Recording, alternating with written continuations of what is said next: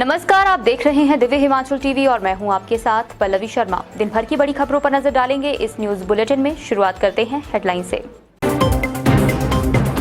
इस महीने की सैलरी के साथ मिलेगा एरियर, पिछले महीने बिल ना बनने से रुका भुगतान। अब नई सरकार ही भरेगी डॉक्टरों के 200 पद, 500 पद भरने का वादा किया था मुख्यमंत्री ने। कुल्लू से उद्घाटन शिलान्यास करेंगे सीएम। 11 को दशहरे के समापन पर वर्चुअल होगा कार्यक्रम। रोजगार कार्यालयों से नहीं होगी एनटीटी भर्ती, ओपन विज्ञापन जारी होगा। प्रतिभा सिंह ने चुनाव आयोग से आचार संहिता लागू करने की मांग। मिल्कफेड इस बार दिवाली में उतारेगा 5 क्विंटल मिठाई, नहीं बढ़ेंगे दाम। आप नेता का आरोप, चुनावों के समय जनता को गुमराह कर रहे मुख्यमंत्री। और अब समाचार विस्तार से। राज्य के सरकारी कर्मचारियों को एरियर का भुगतान चुनाव आचार संहिता के बीच अक्टूबर माह के वेतन के साथ नवंबर में होगा। ऐसा इसलिए करना पड़ रहा है क्योंकि बहुत से विभागों में एरियर के बिल न बनने से पिछले महीने ये भुगतान नहीं हो पाया है। राज्य के सरकारी कर्मचारियों को एरियर का भुगतान चुनाव आचार संहिता के बीच अक्टूबर माह के वेतन के साथ नवंबर में होगा।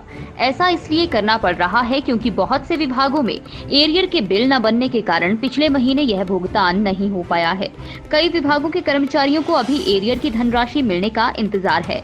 दरअसल एरियर की कैलकुलेशन के लिए कोषागार विभाग ने एक सॉफ्टवेयर विभागों को दिया था, जिसमें अंतरिम राहत के रूप में दी गई धनराशि की एडजस्टमेंट के बाद एरियर कैलकुलेट करने की व्यवस्था की गई थी।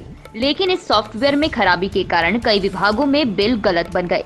दूसरी वजह कोषागार विभाग ने ये बताई है कि सैलरी की फिक्सेशन में भी कई विभागों से गलतियां हुई हैं और इस कारण बिल वापस आ गए हैं। ज्यादातर गलतियां 2.25 गुना का विकल्प चुनने वाले कर्मचारियों के लिए हुई है। इस सब के बावजूद एरियर का भुगतान महीने के बीच में नहीं किया जा सकता है। कोषागार विभाग का कहना है कि वित्त विभाग में एरियर को लेकर जो आदेश किए हैं उसमें सैलरी के साथ ही एरियर देने की बात कही गई है। एमबीबीएस डॉक्टरों के 200 पदों को भरने का काम अब नई सरकार में ही हो पाएगा। बजट घोषणा के बावजूद वर्तमान सरकार इन पदों को नहीं भर पाई है। इसकी वजह यह है कि कैबिनेट से अभी पद भरने की मंजूरी नहीं मिली है। एमबीबीएस डॉक्टरों के 200 पदों को भरने का काम अब नई सरकार में ही हो पाएगा। बजट घोषणा के बावजूद वर्तमान सरकार इन पदों को नहीं भर पाई है। इसकी वजह ये है कि कैबिनेट से अभी पद भरने की मंजूरी नहीं मिली है। मुख्यमंत्री जयराम ठाकुर ने अपने बजट भाषण में इस साल डॉक्टरों के 500 पद भरने का वादा किया था। इसमें से 300 पद नेरचौक यूनिवर्सिटी के माध्यम से भरे जा चुके हैं। पहले इन पदों को वॉक इन इंटरव्यू के जरिए भरा जाना था, लेकिन फिर एक नई प्रक्रिया अपनाते हुए सरकार ने नेरचौक मेडिकल यूनिवर्सिटी की स्क्रीनिंग टेस्ट के माध्यम से इन्हें भरा है। इन डॉक्टरों को नियुक्तियां भी दे दी गई हैं, लेकिन शेष 200 पदों को लोक सेवा आयोग के जरिए भरने की तैयारी थी। लेकिन अभी तक कैबिनेट ने इन पदों को भरने के लिए अनुमति नहीं दी है। इसके बाद ही यह प्रक्रिया फिर शुरू होगी और यह पद लोक सेवा आयोग को भेजे जाएंगे। राज्य में एमबीबीएस डॉक्टरों के पदों पर अब रिक्तियां कम हैं। यही वजह है कि भर्ती प्रक्रिया में भी स्क्रीनिंग को बदला गया है। मुख्यमंत्री जयराम ठाकुर अब पूरे प्रदेश भर के उद्घाटन व शिलान्यास एक ही दिन 11 अक्टूबर को वर्चुअली करेंगे। ऐसा इसलिए किया जा रहा है क्योंकि चुनाव आचार संहिता नजदीक है और अब इतना समय नहीं है कि मुख्यमंत्री अलग अलग चुनाव क्षेत्रों का दौरा करें। देखें ये विशेष खबर। मुख्यमंत्री जयराम ठाकुर अब पूरे प्रदेश भर के उद्घाटन और शिलान्यास एक ही दिन 11 अक्टूबर को वर्चुअली करेंगे। ऐसा इसलिए किया जा रहा है क्योंकि चुनाव आचार संहिता नजदीक है और अब इतना समय नहीं है कि मुख्यमंत्री अलग अलग चुनाव क्षेत्रों का दौरा करें। राज्य सरकार की तरफ से की जा रही तैयारी के अनुसार 11 अक्टूबर को मुख्यमंत्री ने दशहरे के समापन के लिए कुल्लू जाना है। इसी दिन सुबह कुल्लू से वीडियो कॉन्फ्रेंसिंग के जरिए प्रदेश भर में शेष बचे उद्घाटन शिलान्यासों को एक साथ किया जाएगा। जिन चुनाव क्षेत्रों में ये कार्यक्रम होना है वहां के विधायक या मंत्री अपने क्षेत्र में रहेंगे और मुख्यमंत्री से ऑनलाइन जुड़ेंगे। यह कार्यक्रम करने के बाद ही दशहरे के समापन के लिए कुल्लू के कला केंद्र में मुख्यमंत्री जनसभा के लिए आएंगे। दशहरे के समापन के बाद मुख्यमंत्री को शिमला आना है क्योंकि दोपहर बाद यहां कैबिनेट की आखिरी बैठक रखी गई है। इस बैठक के बाद फिर 13 अक्टूबर को प्रधानमंत्री चंबा आ रहे हैं, इसलिए मुख्यमंत्री चंबा रवाना हो जाएंगे। इसके अगले दिन ही चुनाव आचार संहिता लगने की भी आशंका है। हिमाचल प्रदेश राज्य इलेक्ट्रॉनिक्स विकास निगम ने प्री नर्सरी टीचर भर्ती के लिए प्रक्रिया फाइनल कर ली है। कॉर्पोरेशन अपने यहां पहले से नियुक्त 14 एजेंसियों के जरिए ये भर्ती करेगा। देखें ये खबर। हिमाचल प्रदेश राज्य इलेक्ट्रॉनिक्स विकास निगम ने प्री नर्सरी टीचर भर्ती के लिए प्रक्रिया फाइनल कर ली है। कॉर्पोरेशन अपने यहां पहले से नियुक्त 14 एजेंसियों के जरिए यह भर्तियां करेगा और इसके लिए ओपन विज्ञापन जारी किया जाएगा। करीब 4,887 पद भरने के लिए की जा रही इस भर्ती में रोजगार कार्यालयों से नाम लेने की प्रक्रिया नहीं अपनाई जाएगी। शिक्षा विभाग ने आउटसोर्स पर होने वाली इस भर्ती के लिए राज्य इलेक्ट्रॉनिक्स डेवलपमेंट कॉर्पोरेशन को पत्र लिखा है और 2 रोज पहले ये पत्र मिल गया है। इसके बाद इस नोटिस को कॉर्पोरेशन ने अपने सभी प्राइवेट एजेंसियों से शेयर कर लिया है। हालांकि कुछ एजेंसियों की तरफ से इसमें क्लैरिफिकेशन मांगी गई है और ये आगे विभाग को भेजी जा रही है। ये क्लैरिफिकेशन शैक्षणिक योग्यता और भर्ती प्रक्रिया से संबंधित है। अब इलेक्ट्रॉनिक्स डेवलपमेंट कॉर्पोरेशन को चुनावी आचार संहिता लगने से पहले भर्ती की नोटिफिकेशन जारी करनी है। उसके बाद कोड ऑफ कंडक्ट में भी भर्ती की प्रक्रिया जारी रहेगी, जबकि नियुक्तियां जनवरी में ही मिल पाएंगी। प्रदेश कांग्रेस अध्यक्ष सांसद प्रतिभा सिंह ने चुनाव आयोग से आग्रह किया है वे प्रदेश में चुनाव की तिथि घोषित कर आदर्श आचार संहिता को तुरंत लागू करें। उन्होंने कहा कि भाजपा अपने राजनीतिक लाभ के लिए सरकारी मशीनरी के साथ सत्ता का खुलकर दुरुपयोग कर रही है। देखें और क्या कहा है कांग्रेस नेत्री ने। प्रदेश कांग्रेस अध्यक्ष सांसद प्रतिभा सिंह ने चुनाव आयोग से आग्रह किया है वे प्रदेश में चुनाव की तिथि घोषित कर आदर्श आचार संहिता को तुरंत लागू करे।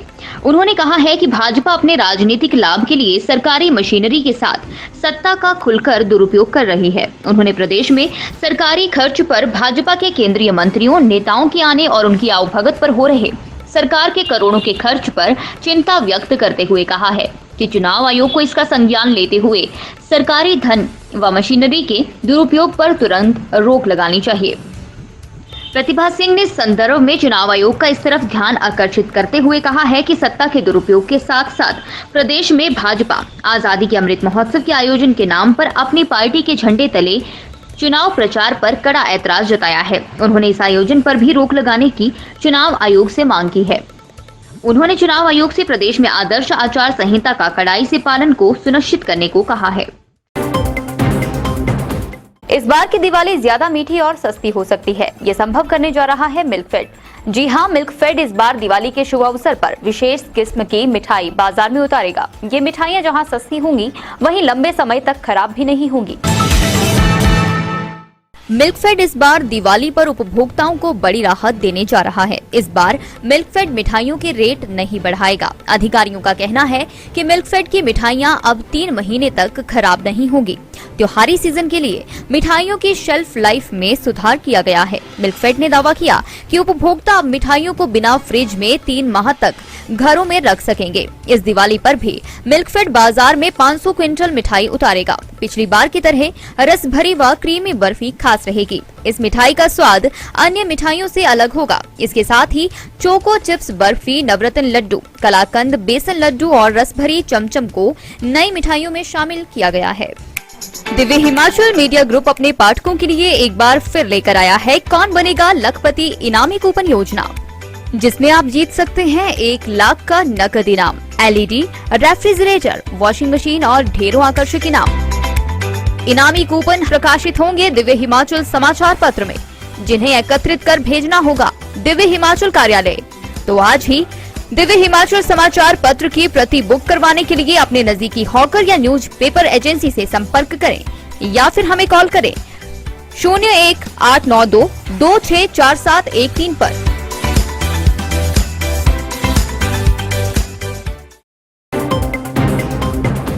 आम आदमी पार्टी के प्रदेशाध्यक्ष सुरजीत ठाकुर ने कहा कि मुख्यमंत्री जयराम ठाकुर चुनावों के समय जनता को गुमराह करने के लिए झूठी घोषणाएं कर रहे हैं। 70,000 करोड़ के कर्ज में दबी सरकार के पास कर्मचारियों को वेतन व पेंशन देने के पैसे नहीं हैं और मुख्यमंत्री जयराम रोजाना हजारों करोड़ के विकास कार्यों की झूठी घोषणाएं कर रहे हैं। देखें क्यों कहा ऐसा आप नेता ने।